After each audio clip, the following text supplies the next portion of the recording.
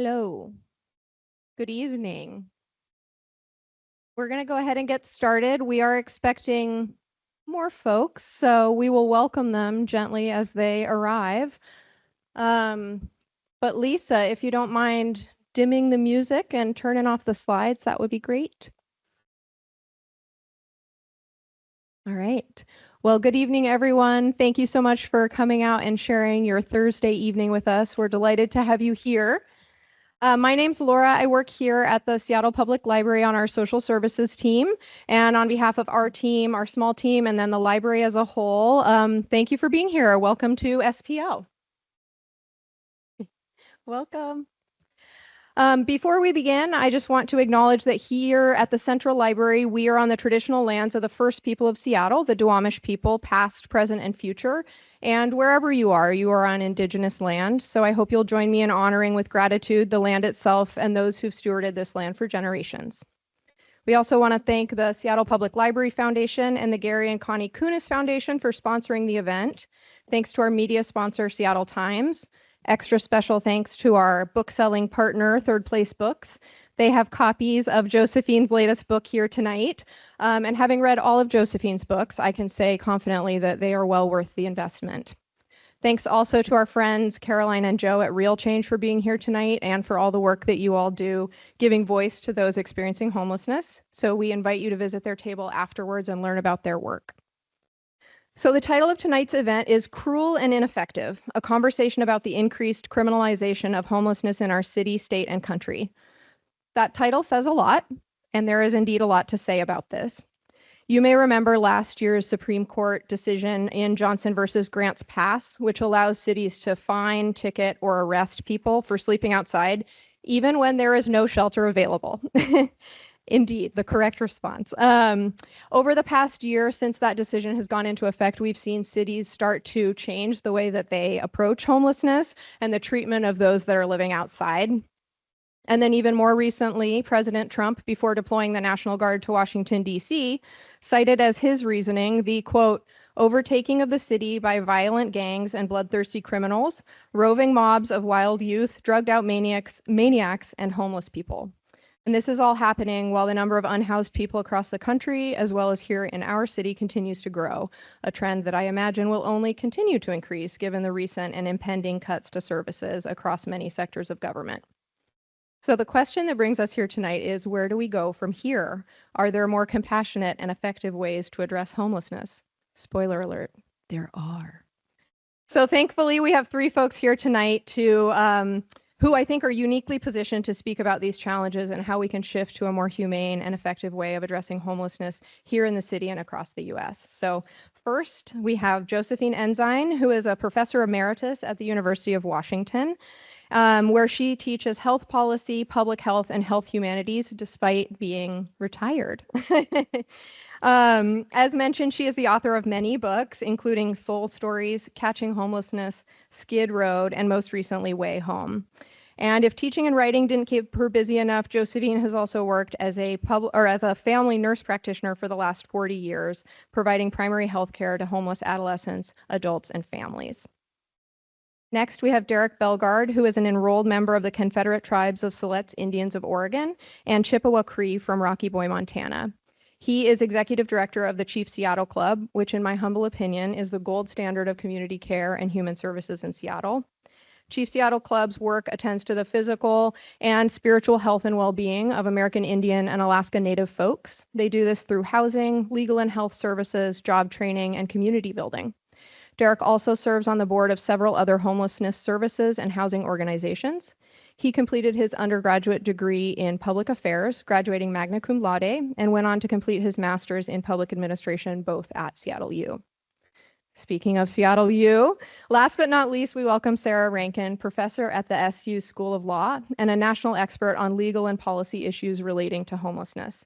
She's the founder and director of the Homeless Rights Advocacy Project at SU Center for Civil Rights and Critical Justice, where she works with law students to advance the civil, constitutional, and human rights of unhoused people. She too serves on several boards relating to poverty and homelessness, including the King County Public Defense Advisory Board and the National Homelessness Law Center. She's also been quoted by notable figures such as U.S. Supreme Court Justice Sonia Sotomayor and actress and human rights activist Susan Sarandon. Pretty cool. So after some conversation amongst themselves, our speakers are going to open it up for questions from you all. So be thinking of your best questions. And for now, let's welcome our guests.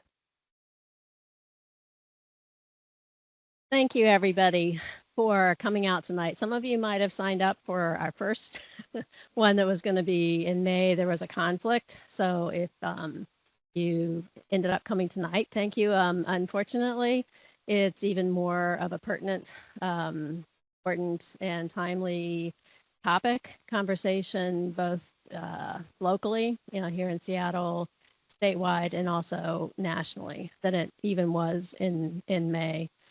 So come up with kind of some questions that we'll have like discussion among ourselves, and then that'll go for a little bit, and make sure I'll keep time, make sure to have ample time for questions from all and discussion.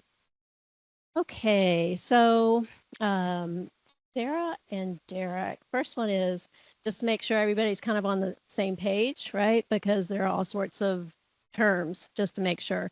But what does criminalization of homelessness mean to you, and what are some examples that you see in your work? To me, it's a system trying to find ways to just to hide actually homelessness. So how I see it and how I think it is, it's really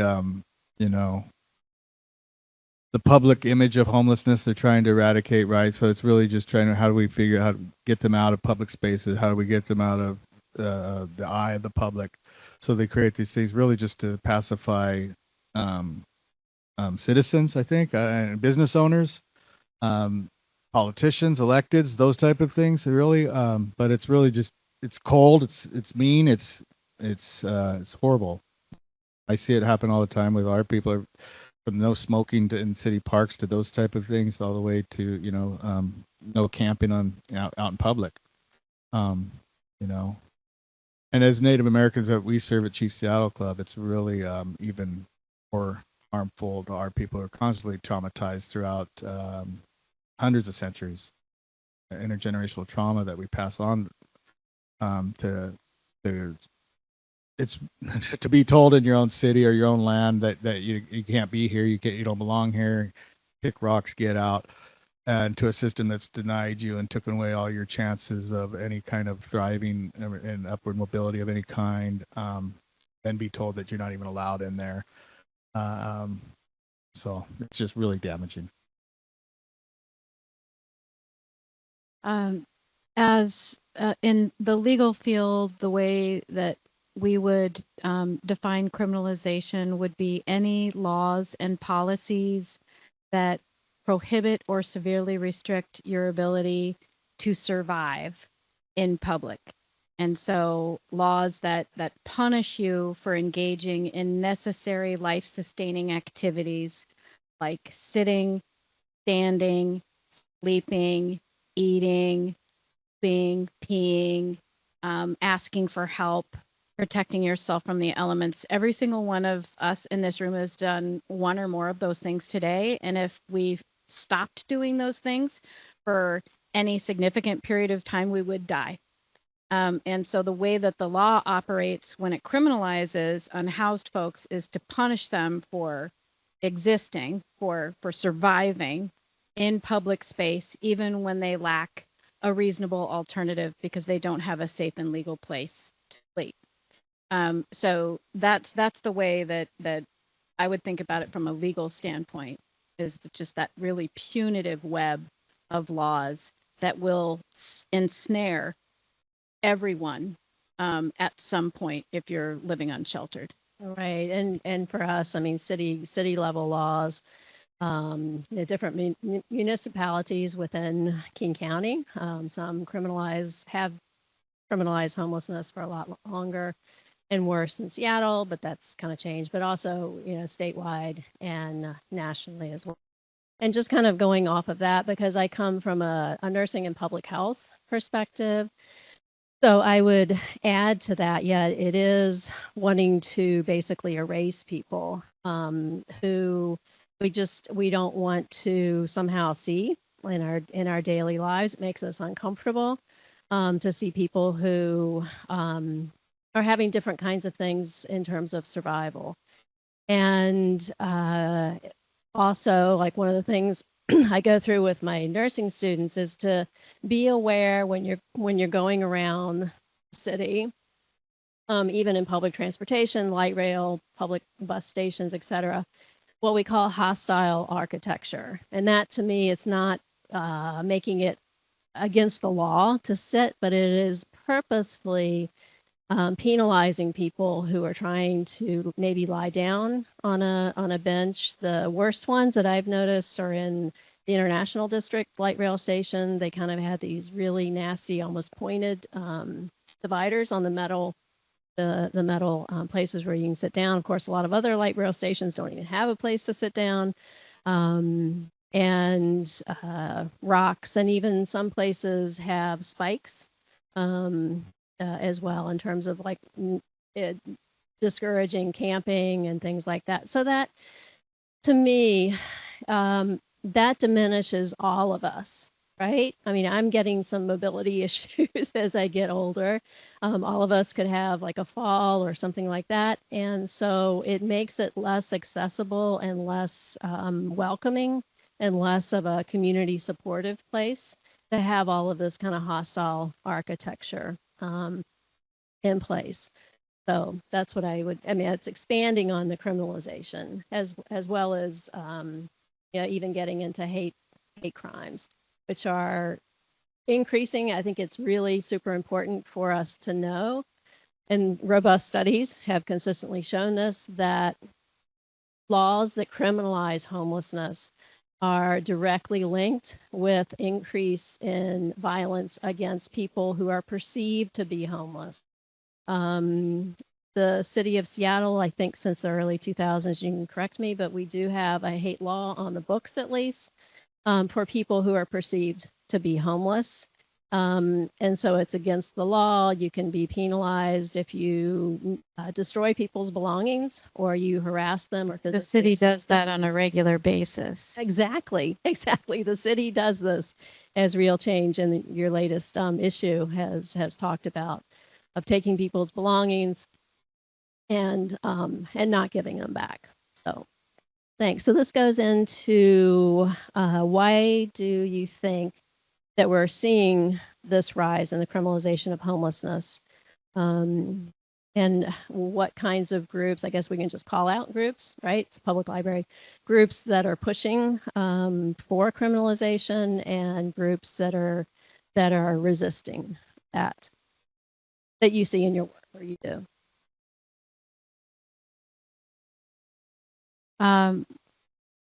Why is there an increase in criminalization? I mean, criminalization, the law, there's a long history of the law being used to persecute poor people. All the way back to the English warning out laws. I mean, it goes through Jim Crow, Antioch laws, sundown town laws. The law has always been used, and I'm ashamed to say it as a lawyer. I think the law is more commonly used as a tool to hurt vulnerable people than it is as a tool to help vulnerable people. So it's been around for a long time, but the proliferation of the specific type of laws that I was talking about, the laws that specifically say it's illegal for you to sit here, or you will be hit with severe fines, you'll be excluded from certain areas, or you could be sent to jail, right? So you could have a ticket written to you, or you could actually be incarcerated because of that. Those sorts of laws have been shown to be proliferating at really rapid rates. The best source for looking at that data, I think, is probably the National Homelessness Law Center. They've been tracking those sorts of laws for, 13, 14, maybe 15 years in 187 cities across the country. And they have consistently shown increases in the 78th, 80th percentile for the laws that I just mentioned, and laws against you that punish people who survive by living in their cars have gone up about 250%. So they're not just proliferating in terms of the number of laws, they're also increasing in their severity. There have been laws more recently that have been proposed that would allow a housed person to use lethal force if they suspect someone of camping on their private property. Felonies, punishing some of these acts of public survival as felonies. Those are the types of laws that we're seeing now. So a lot of it, I think, is being amplified by this perception that everything is a fixed pie. We don't have, everybody's panicked about having enough to survive. We're isolated. We don't have the same sense of community and connection that we once did. And there is nothing easier than making someone, than playing on fear. That is the easiest get you can possibly, that a politician or the media can whip up, is to make people afraid.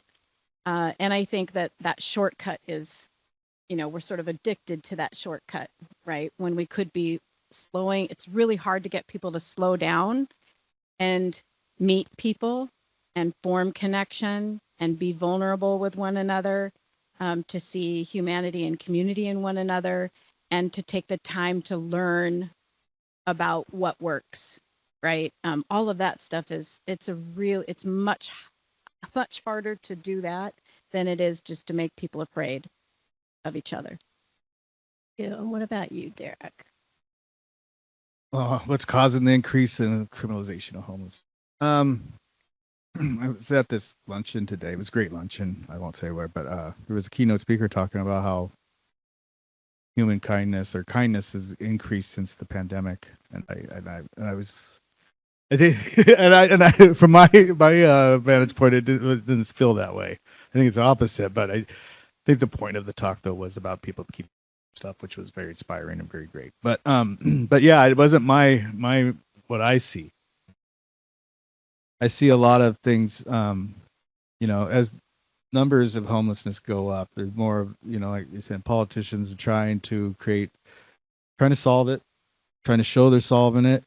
I think we're losing the battle of the narrative of things that are working, and everybody's is tired of it. Even us people working it, trying to solve it. We're tired of it too. We wish we could work ourselves out of a job. But it doesn't mean that we're going to adopt those crazy, those kind of heartless policies and those type of mean-spirited things to harm people who are already suffering. But when you start demonizing people who are on the streets with, that are suffering, or you classify them all the same, whether it's mental health issues or whether it's substance abuse or just system neglect. It's just mean and it's dirty. And I think the current administration is doing really, no matter how much you don't dislike them, but they're doing a great job as far as media and selling it, right? And I think that they're getting through to people. Just in my, I worked at Chief Seattle Club doing this homeless work for 10 years. I was a member at Chief Seattle Club for 5 years before that as a client. So I've been there, and I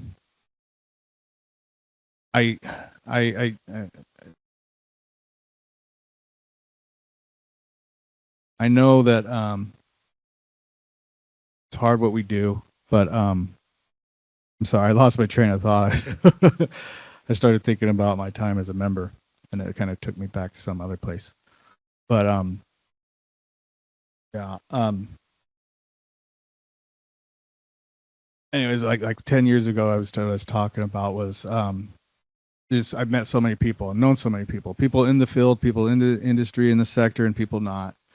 And I see today that there's so many people that were once like allies that now are talking and acting and behaving like NIMBYs and saying weird things that I would never thought they would say, which tells me that their ways of thinking are changing, that they're buying into this rhetoric that the administration's selling, that even some local politicians are selling, the things that we got to do to clean up the streets, sweep, more encampment removals, and those type of things that we know don't work. That we know that only shift the encampments around, shift homeless people around. May take them out of some visible site where they go to a not lesser visible site. That's all they do. Maybe that's all they want to do. But I see it. I see that narrative. I think is one of the big things that is causing it. It's selling that fear, putting that fear into the public and to the Times readers, the people who watch the local news and they see these things that just ain't true, are over sensationalized, and it just really shapes behavior and shapes opinion. And none of these local reporters of any kind, I think, are just doing what reporters should be doing, is about just doing facts, right? They're always selling some kind of opinion. They're always selling some kind of how you're supposed to think and feel about things. And so I think that side is winning. So many of these different things that I'm part of, like in my intro boards I'm on and other things, there's a lot of talks of other groups that I'm involved with. And that's one of the things that's been the kind of a topic for years, is how do we get a hold of that narrative and actually let the public know that we're actually doing great things. I mean, we're involved in some of the same things that have those discussions. And I think that maybe we've just never solved that because it's gotten worse. I think it's gotten worse. But I do think it's that narrative, and I think we need to get out there and share what works better, and go out there and try to convince people that what we're doing is working, and the criminalization and the demonization of people on the streets and people that's suffering is definitely doesn't work. It actually only exacerbates the problem. Just to follow up on that point, you asked who might be sort of pushing some of this. In addition to the current administration, there's a group called the Cicero Institute. And if you don't know the Cicero Institute, you should look them up. They're extraordinarily well-funded and also highly dangerous. And Have local ties. have local ties, yes, to the Discovery Institute and others who shall not be named. But they are a very well-oiled legislative advocacy machine. And they've been at it for a while. So it's been, I think they've, at least that I've been aware of them operating and coming up with boilerplate legislation that they're getting different jurisdictions to put into play. They have had everything to do with this. And a number of the members of the Cicero Institute are actually being elevated in the current administration. So I think that has a lot to do with it. And they're supported by a lot of private interests. And so if you don't know the Cicero Institute, look them up. And they were definitely part of the, if you remember back, Compassion Seattle. If you remember that whole thing, the Cicero Institute was part of that. It finally was deemed, I guess, against the city charter and things like that, so it didn't come about. But yeah, and from a nursing public health perspective, and I've worked. And Derek and I both have lived experience of homelessness. I think that's another thing, is to, like, not only what works, but also highlighting the fact that so many people do, survive homelessness and go on to thrive and do amazing work in our communities. I think of getting that word out is important. But the other thing is, again, working over 40 years, I worked on the East Coast, Richmond, Virginia, very conservative city, especially in the 80s. And there were all of these, criminalization of homelessness laws. I think it's also important, and you've done work on this with your students. We even had, back in the day, we had ugly laws. If you were deemed ugly, you were offensive, any kind of deformity or something like that, you could get locked away. And even here in King County, the early days of King County and settler colonialism, we had this the King County Poor Farm, and part of that was to send people who didn't fit in what was Seattle area, or who were paupers, and they were sent there. We have this long history. Again, that came from the English poor laws and workhouses. You Charles Dickens, if you remember all of that. And we know, I mean, that was cruel and ineffective as well. And, and our current president of calling for the return of those, of having camps, encampments, almost like internment encampments from World War II, and sending people who are homeless. And then, of course, that rhetoric revs up, including with a Fox News caster calling for the actual massacring, killing of people who are homeless, apologizing, but it's already out there. But for me, there was a shift. I mean, I've lived and worked in Seattle for a little over 30 years, and we've had our anti-sitting laws, things like that. The shift that I saw, I'd been doing work in Great Britain and also in Scotland, coming back, and it was when the Sinclair News, Como News, came out with Seattle's Dying.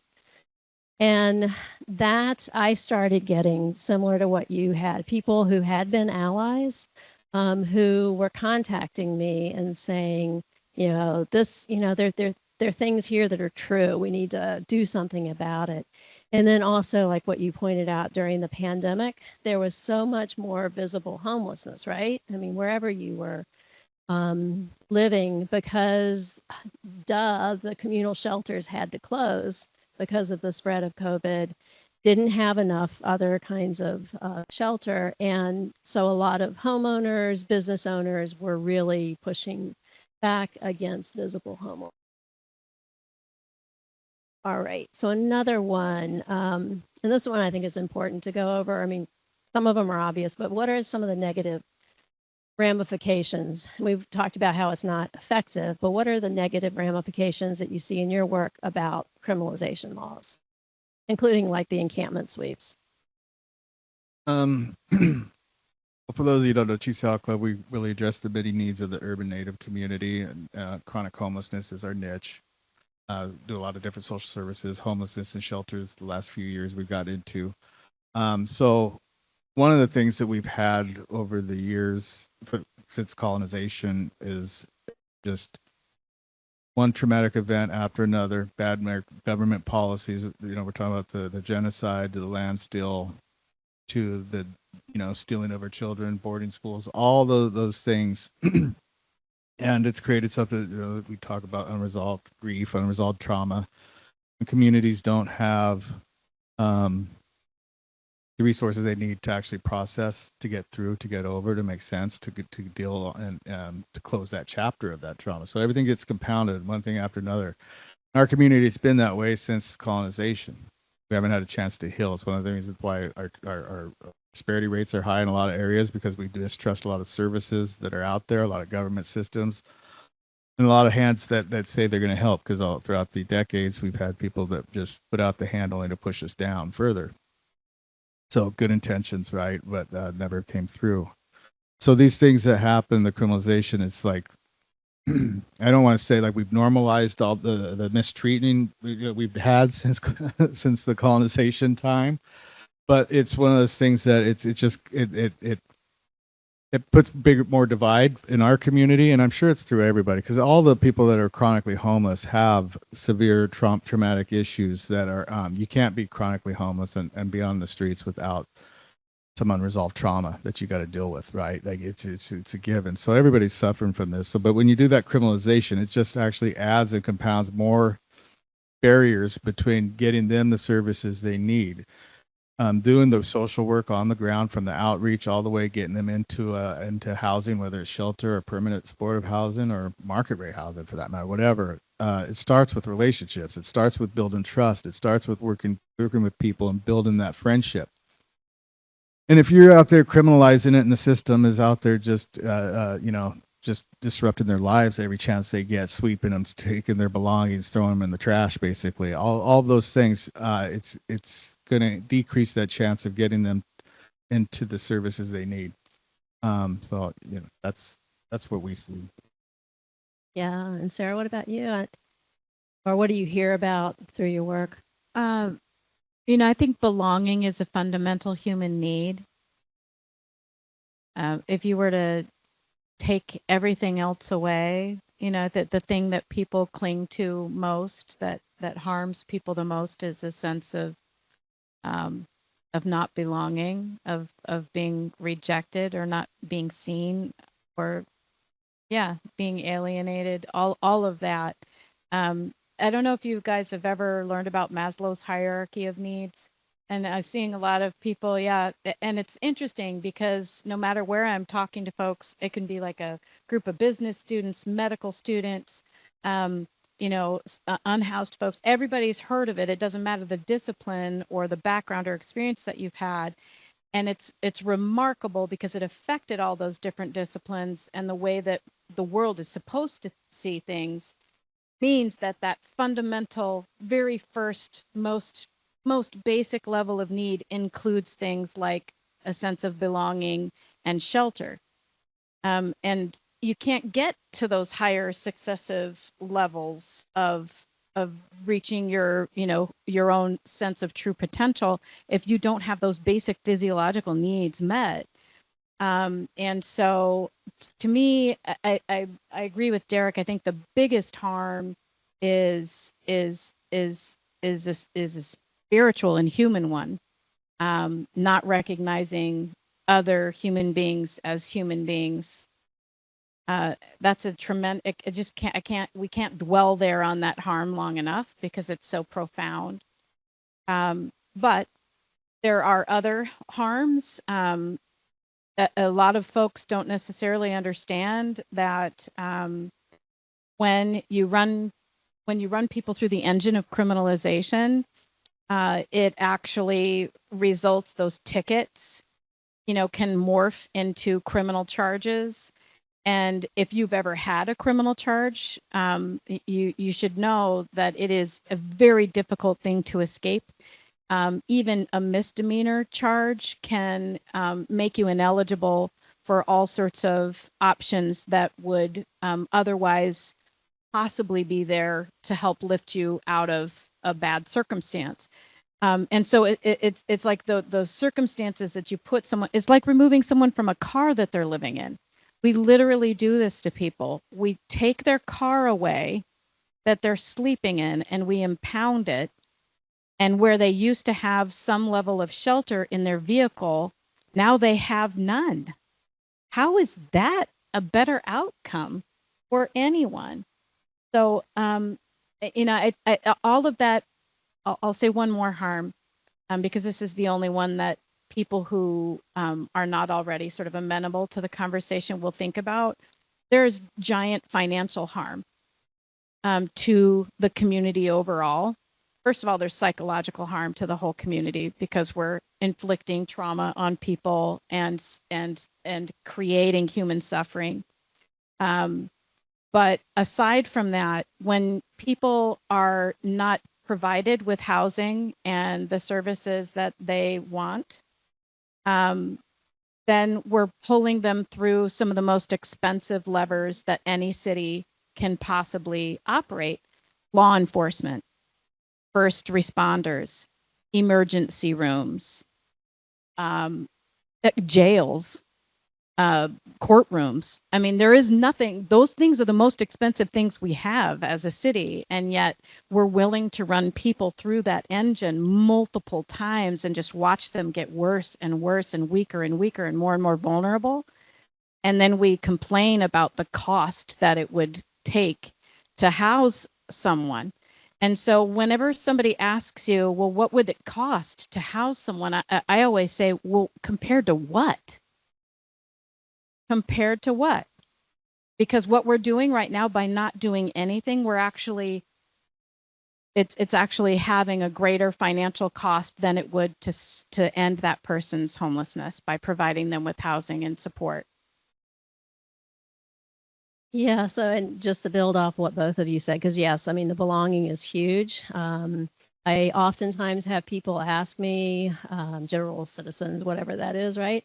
Well, what can I do? I feel compassionate, but what can I do as an individual?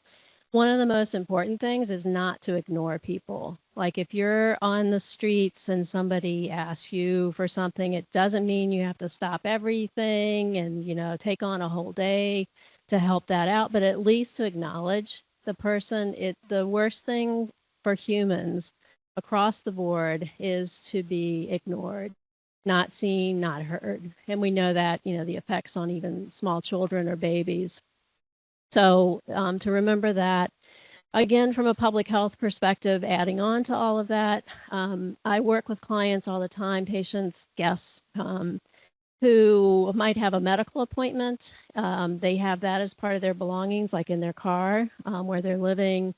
They might have a medical assistive device, like a crutch or something that they really need, or a wheelchair, like for an encampment. The phone numbers and everything for all of their case managers, and medications, which are essential, as well as Narcan, which saves lives for people who have a opioid overdose. And all of that gets swept away and is real change, recently, and they have it in their issue. We already knew this anecdotally, but pointing this out. Even though there are laws where people can, supposedly the city stores their belongings and they can go get them, in effect, it doesn't happen. And that, from a medical, nursing, public health perspective, that sends people back so many steps, or like even having housing option coming up. So that, again, that's just like working against everything that all of us should be, trying to support people in and being healthy and moving towards stability. So that's an important thing to know as well. So I guess looking at the time, having ample time for audience questions. So what, and try to end on the positives. What local, state, national kinds of programs that work, that are evidence-based, that work? Yes, Chief Seattle Club is one, but other kinds of things that you run across that are helpful, that people might not know about.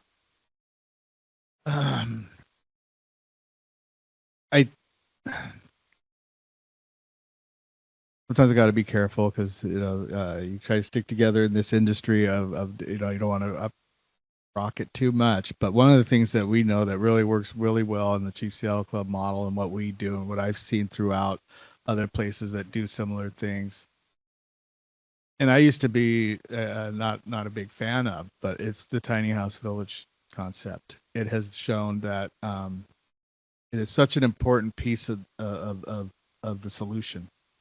A first step, getting people off the streets in a place. So many of our traumatized relatives that we serve are either refuse to come off the streets, even for Chief Seattle Club providing culturally appropriate housing. It's very scary to go get a permanent unit, right? And a unit. Sometimes we've housed people even in our own buildings, and we find out, 2 months later, they've never slept a night in their unit because of the trauma. They still walk the streets. They still sleep on the streets. I'm sure everybody in here who does the work run across those similar things. So that tiny house village is important for several reasons. And that transitional long-term placement bed is so important before a permanent unit. What we have found in our model with fair housing laws, when you give somebody a set of keys and they move into a permanent unit, the services that come with it are optional. You can't check behavior that, it's tenant protected, when rightfully so. Nobody's arguing that, but like, you can't, tell somebody that they need to stay in contact with their mental health counselor. You can't tell a tenant that they're not able to not to drop their substance program, or those type of things that are finding them that healing they may need. When because you're breaking those tenant landlord laws. You're invading somebody's privacy. You're kind of tying their housing into some social service plan. You can't do that. And the tiny house village concept and the models that we have, when you take people who are very traumatized, years, decades on the street, you get them into these tiny house villages. We have the opportunity to build community, to foster that sense of belonging, to create that sense of belonging. when people are in our tiny house village shelter sites, we actually require like community meetings to bring people together. And it's not actually to go over rules or to make sure people are following things. It's about strategic to actually build a sense of community.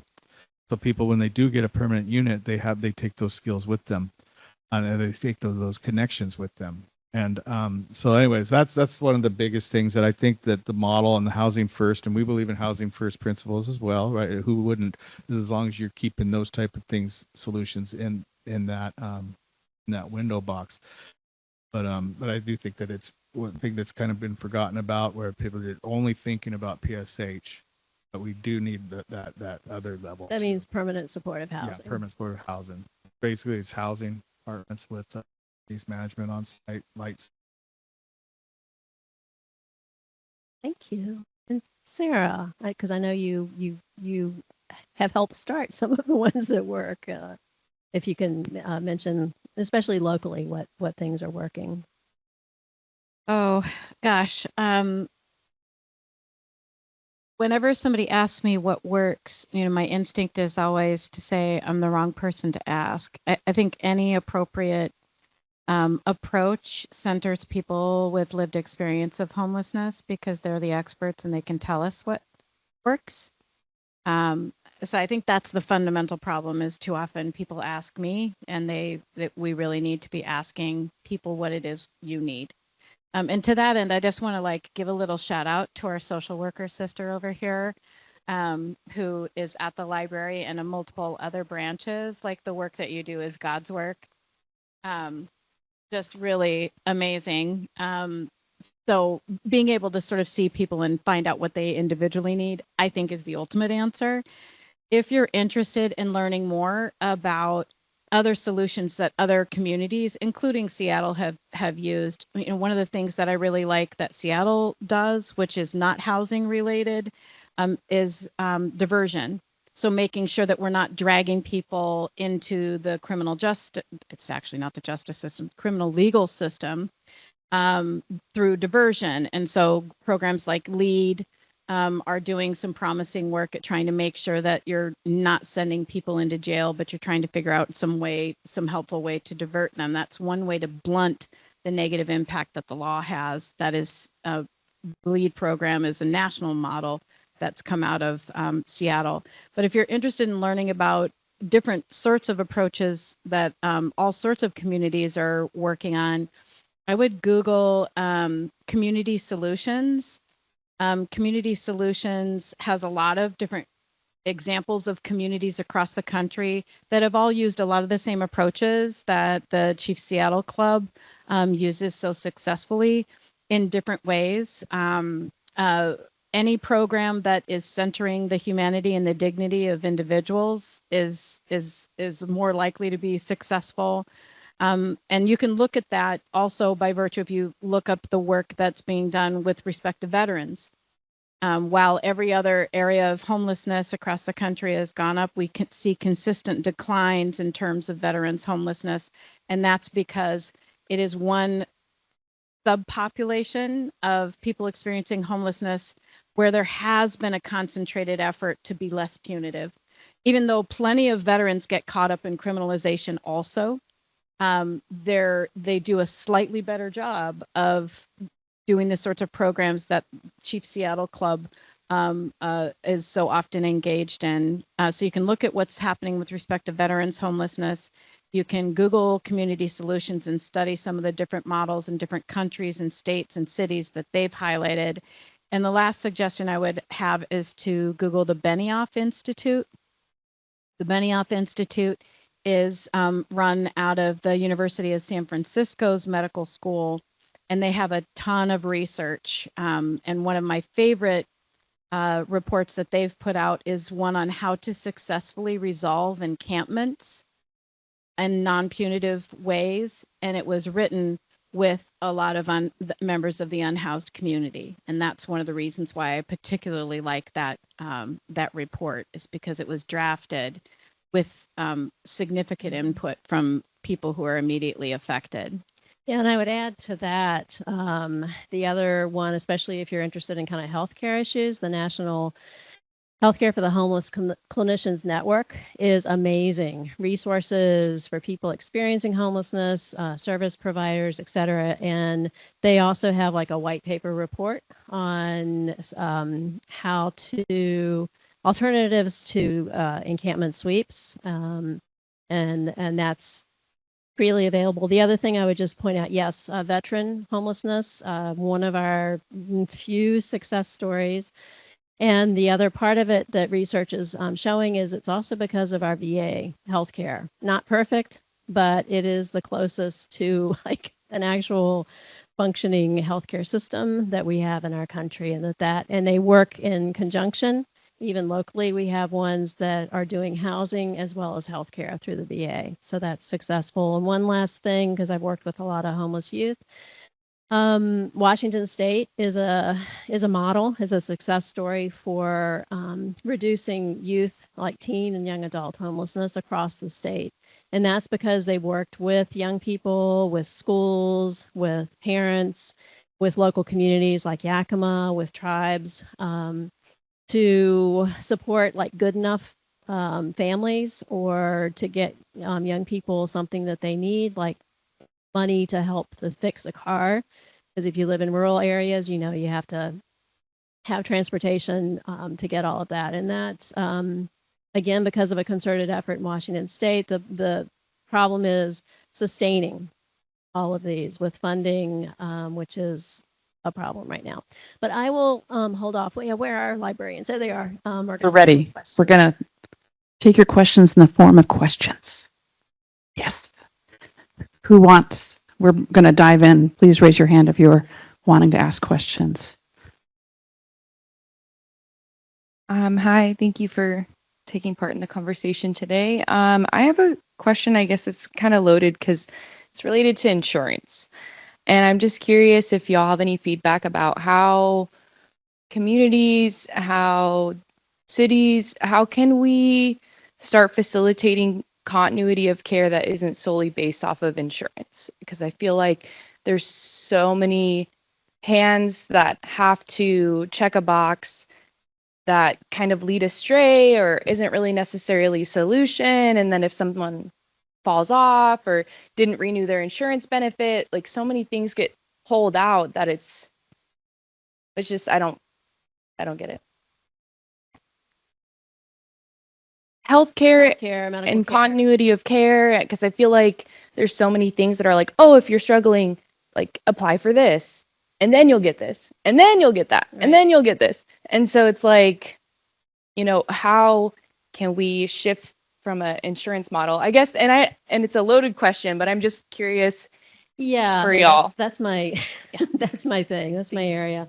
So I'll narrow it down to people experiencing homelessness and houselessness. I work at Elizabeth Gregory Home, which is a women's day shelter, women and female identified in the U District. I've worked there for about 15 years, with some of our medical nursing students providing basic care. For the past 3 years, we've had a funded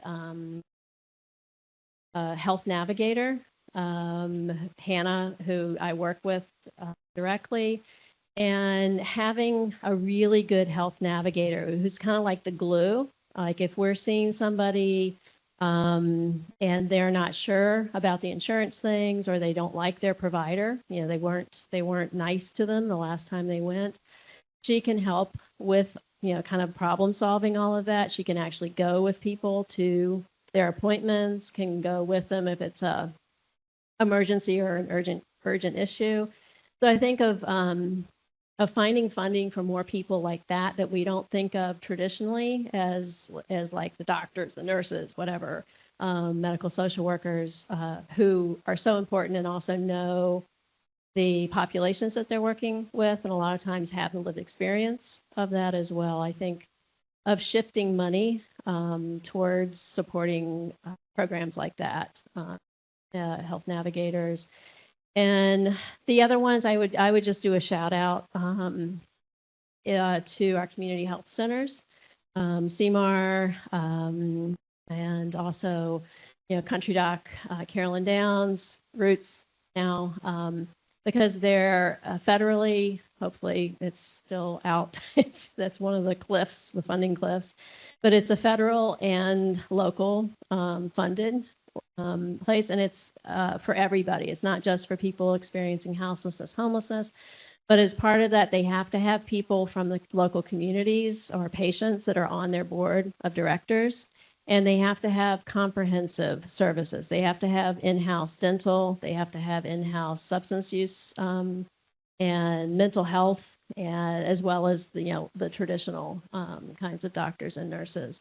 And that's like our safety net, besides Harborview, Safety Net Hospital, of giving more support to those. Otherwise, I don't know what's going to take for our country to finally come to grips with having some type of universal healthcare coverage.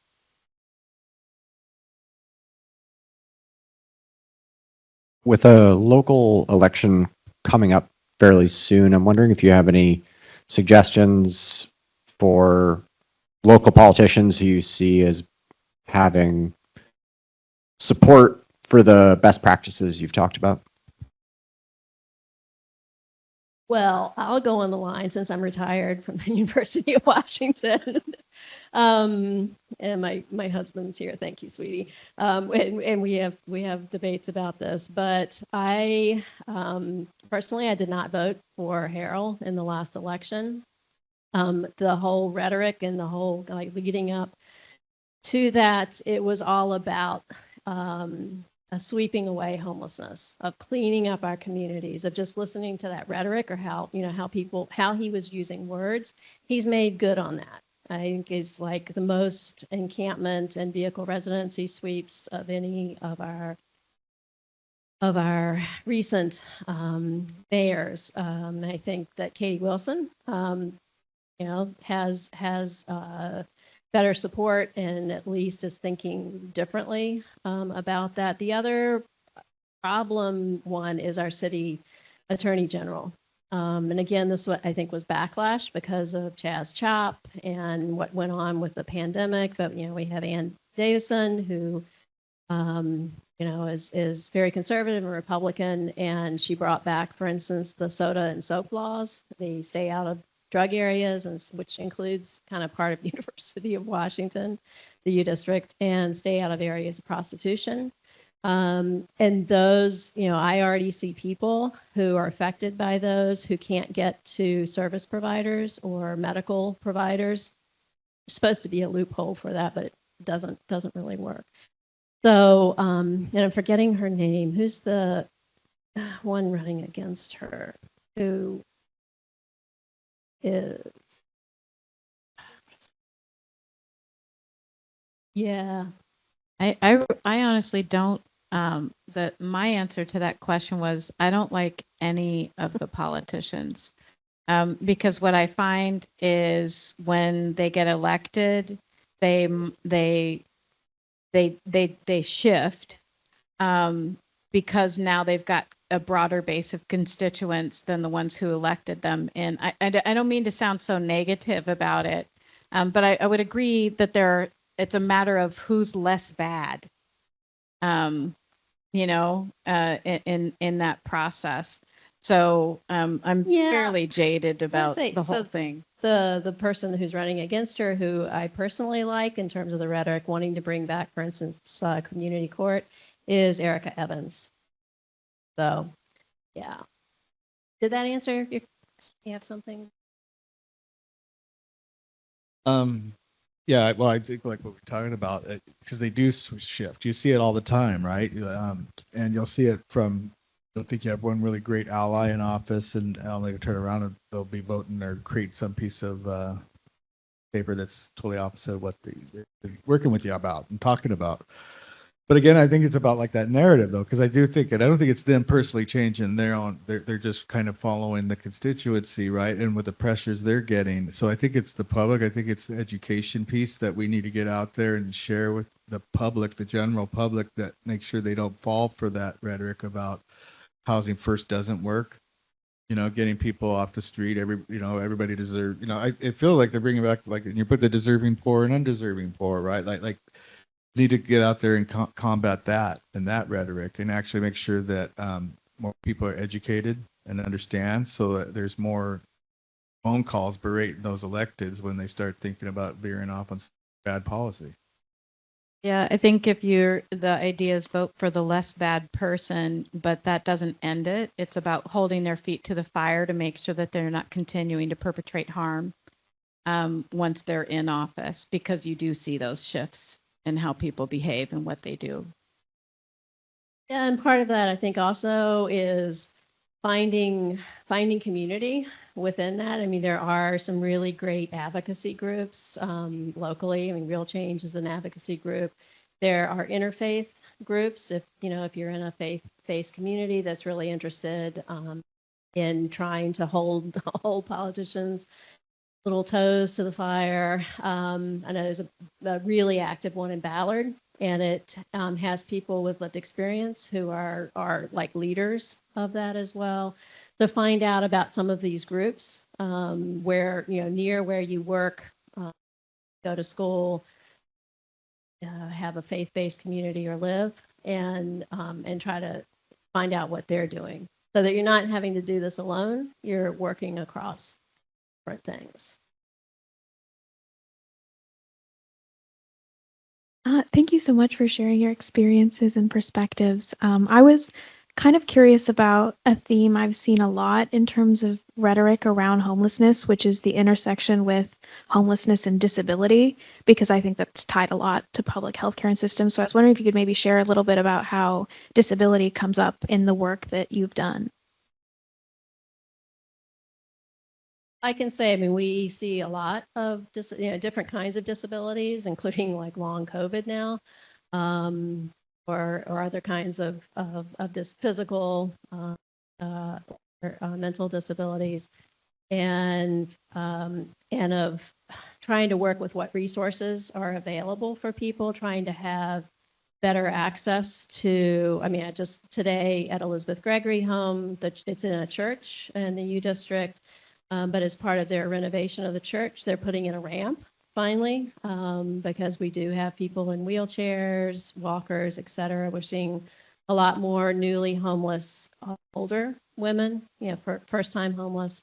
And so, and again, relying on people, the case managers, and also people like Hannah, the health navigator, who can work across those systems, because a lot of times there are different kinds of funding sources for different ones. So we're very, very aware of that. And then also supporting our trans community, because that's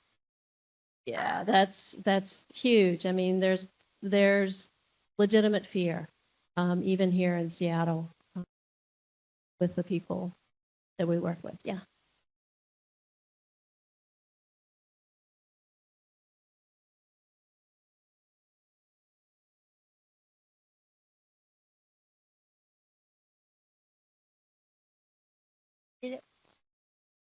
Who wrote the book and who is the author of the book, Why I'm Here? What the sponsors of Yeah, no, thanks for asking that. So I wrote the book. It's only one book. There are so many books in the library on homelessness resources, things like that. So I'm Josephine. It's called Way Home: Journeys Through Homelessness. And it emphasizes people with a lived experience, like in their own voices as much as possible. Anitra has her own chapter. Unfortunately, some people who have died. So I as much as possible, again, their own words, and looking at policies like public health, et cetera, from their perspective. Is that good? All right. Could I just add to the disability question, just because I think it's such an important one? I think of homeless rights as disability rights.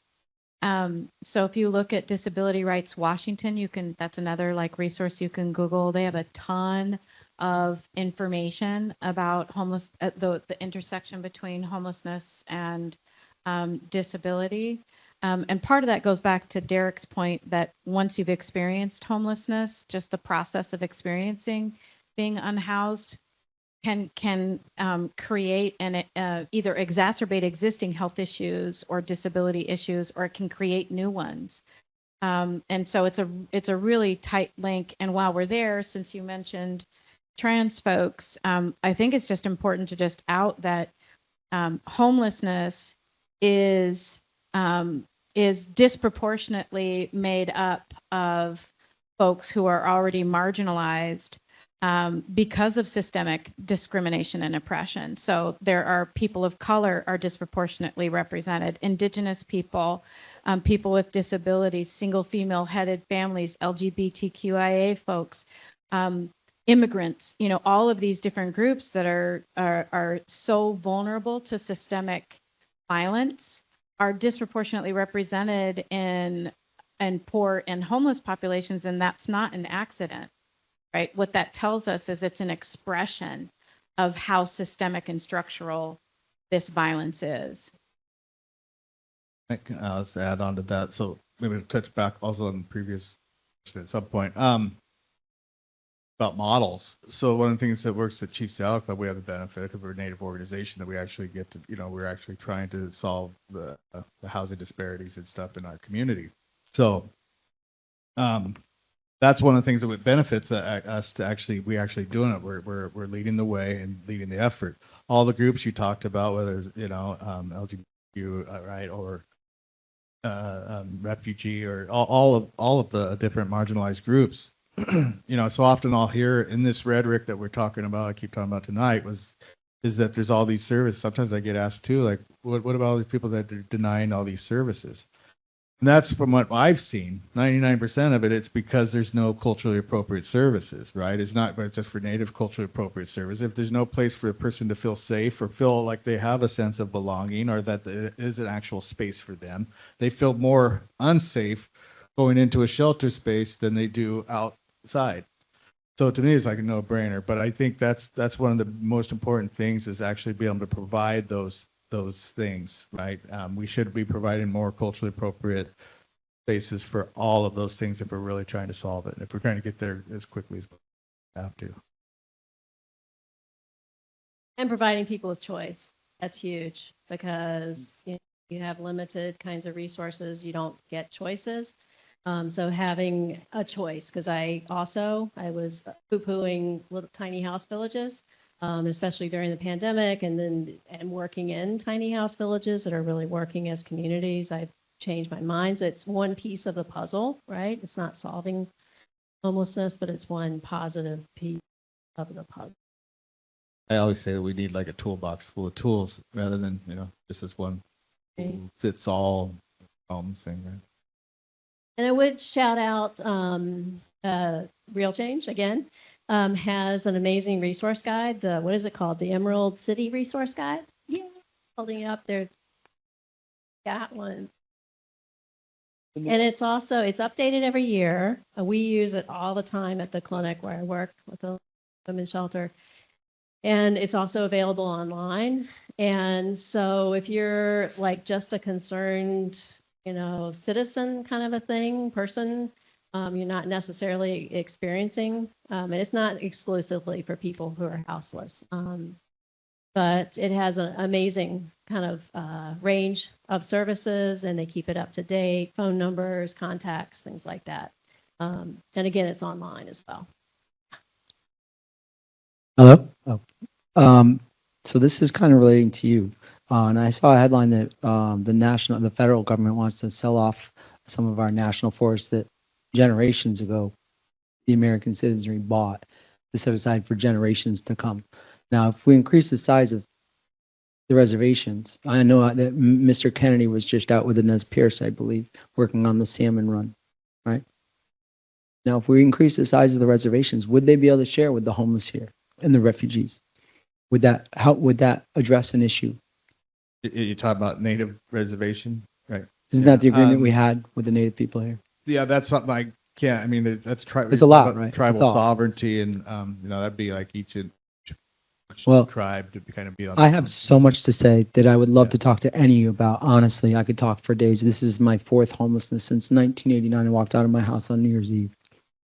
But I recommend Old City Bar by Trans-Siberian Orchestra if you haven't heard it, and the TED Talk on ACEs by Kaiser Permanente. Yeah. Anybody else? I know we need to start wrapping up. I want to make sure we got questions and things like that. Thanks. I have one. I promise this is not pointed at any of the librarians in here.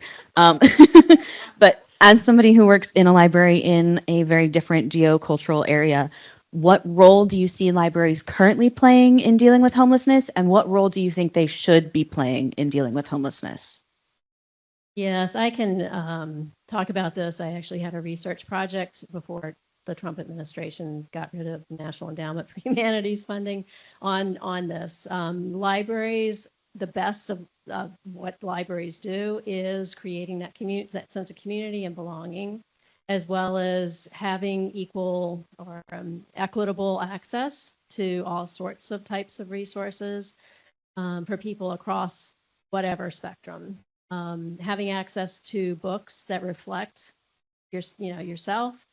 And I have worked with groups and librarians across the country, usually in more politically progressive cities like Los Angeles, San Francisco, New York City, where they have librarians and they have more resources to have more librarians who are the community liaisons and who really understand all of the different things like locally, et cetera, about houselessness and homelessness, who can help patrons who come in and who have like the different agencies from that, like DESC or Chief Seattle Club that come in, coffee chat times for people who are library patrons, where it's just for them, so it feels safe. And I am just finishing up like a speakers bureau through Humanities Washington before it lost its funding. A lot of libraries across the state, including rural areas, including rural libraries that are very conservative. And even if they don't have the funding or the political kind of support to have those kinds of positions, there's always been a librarian who is championing those kinds of access issues, including, pushing back against book bans and all of the different things. So yay, public libraries, yay.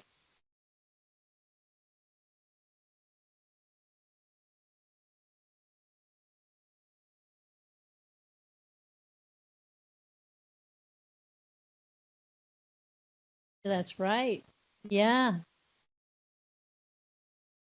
Right.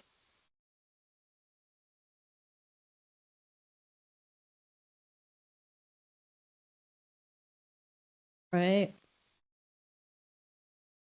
Thanks for pointing that out. Seattle Public Library has free tickets for people that you sign up for, the zoo, museums, as he's talking about, things like that, that are available. You don't have to go through some kind of financial screening for them.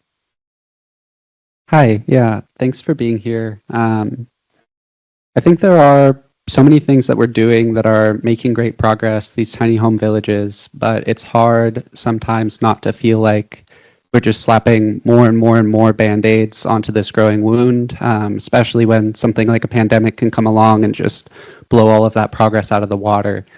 So I guess I feel like it's hard for me to see a way out of this without some sort of system-wide overhaul, an acknowledgement of how intrinsically tied homelessness is to capitalism as a system, housing being a market, property ownership.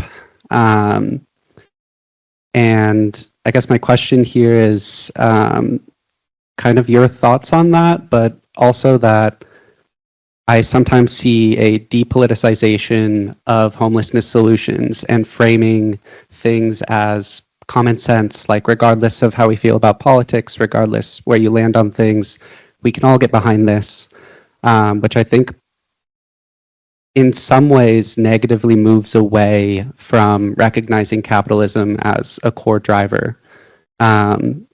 So yeah, just I guess kind of wondering your thoughts on that.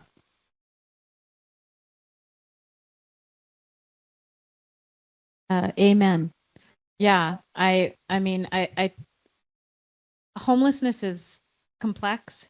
And so I always feel myself personally, I'll just answer as a person rather than like as a professional or whatever. I always feel torn between wanting to burn the whole thing down, and trying to mitigate harm where it exists. I think you can have both things in mind at the same time. I do think it's a harder ask in the American brain to say, how about not capitalism, than it is to say, even something like universal health care. That's not even, that's not even undoing the whole system, but it's still so controversial, because it's in tension, right, with this idea that here in America, we lift ourselves up by our own bootstraps and everybody is responsible for themselves, right? So I think about that and it's exhausting. And what I've chosen to do, because it's just more sustainable, is to try and focus on my own community and how I can form community and create humanity, in my immediate surroundings, while still trying to fight the bigger fight. I would say I probably put, 70% of my energy into my local community and 30%, into trying to fight the bigger fight.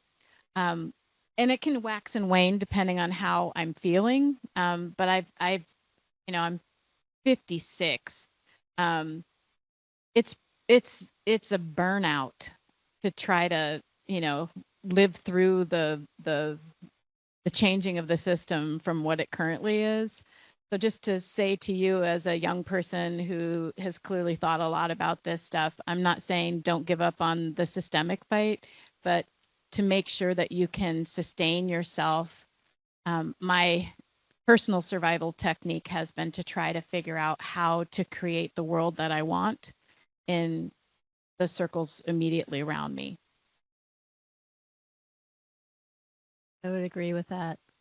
We need people like you, so keep doing that, and then also find places where they're like-minded people, maybe not all exactly like like you, who are trying to work on these issues, so that you're not doing it alone. That's important. There are lots of really great advocacy communities who definitely see it that way. We'll take our last question here. Thank you. Yes, another issue that I really don't know how to put the question together, but if you have a family member who has got mental illness, who is homeless, like I do, and I also have a lot of experience with the homeless before even having a homeless kid myself. I actually work for healthcare for the homeless. But when it's somebody in your own family, you realize how impossible it is. And one of the problems is they won't speak to you. If you're not durable power of attorney, which I gave up, I was told to do that when he was 21, nobody will talk to you. And like just 2 days ago, I got a call from the crisis line saying, my son's in the hospital, he was committed.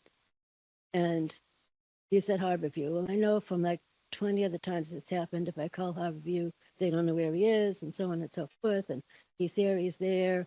And you can't talk to anybody, you can't advocate for them. I know there's HIPAA laws, whatever. So this real barrier of stopping the family to really help the person. And so I don't know if there's any group that addresses that. I know there were mental health advocates in the court system, and I'm told that they don't have them anymore when he had legal issues. And I don't know if any group is dealing with that, but I just can't even, I'm so disgusted with anything. I don't even make a phone call. That, my head against the wall for 20-something years, and I'm also a person who knows a lot about it. And is there any group that deals with that? Yeah, so I'm sorry you're going through that. And that does remind me, a lot of my students don't realize this until they really started doing this work and learning from people with lived experience. There are so many family members and friends who really want to help, but there are just fractures, in that, in terms of people experiencing homelessness. There's so much history and things like that. And yeah, within especially the mental health system, that is a long-standing problem, not just with HIPAA kinds of things, but just with what that is for you, and then for everybody. I mean, it doesn't solve your immediate issue, but you might get some ideas. Is the series, the podcast, Lost Patients, and that is excellent, and it's done at the local level and with family members, like a mother who was working, loved her son, but he was circling through homelessness and Western state, things like that. And she was experiencing a lot of what you had, of like not even knowing who to call or how to look for somebody. So yeah, that's the other. The only other thing I can think of, because I also am just so sorry that you're enduring that, and I would imagine that you're not alone. My son is in recovery, and I found great help finding community of other people who were experiencing the same thing, because when there isn't a systemic sort of way to figure out how to navigate all this crap, really just creating community with other people. So I don't know if there is a current group, but I because there is this podcast, which basically brought stories like yours to light, I think it would be very powerful to try and find a community that you could connect with. And if there isn't one, then maybe the library can host, a gathering of people and trying to send that message out, because you are not alone. You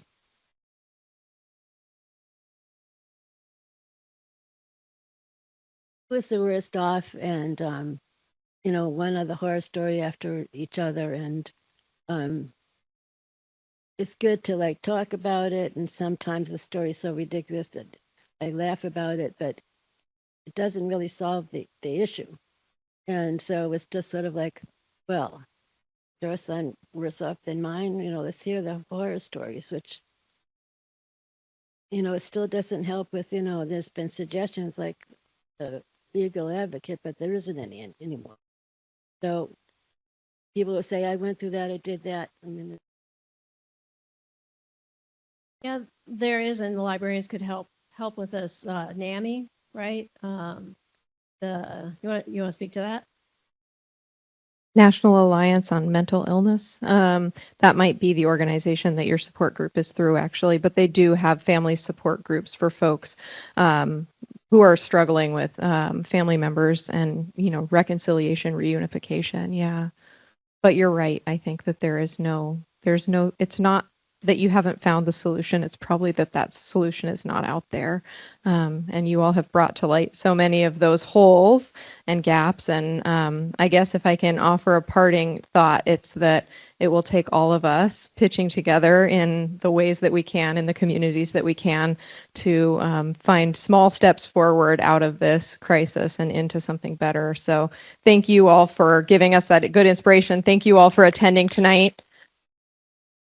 If you don't mind filling out your surveys and letting us know what else you'd like to see from the library, we would welcome that. And then if you have other questions, these folks might be able to hang around for a few minutes. And books, truly books, they're great. And then please check out our Real Change table.